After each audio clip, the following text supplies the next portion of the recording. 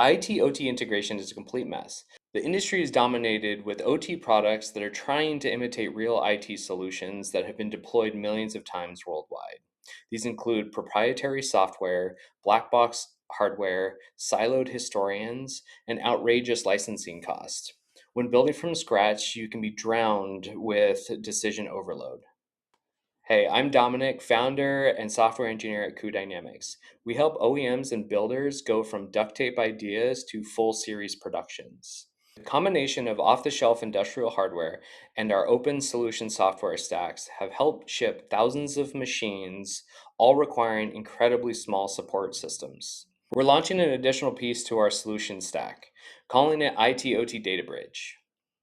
IT/OT Data Bridge is a no-brainer way to get any and all OT device data into a well-loved time series database only using open standard protocols.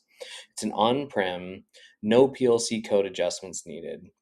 Browse and click dashboard that auto-generates batch scripts you can drop into existing pipelines or automations. It's available as pure software, Windows, Linux, OS X, or DIN-rail mounted plug-and-play hardware with an option for 4G. Follow along, we'll be releasing a series of videos showcasing what it can do. A link to sign up for early access is in the comments below.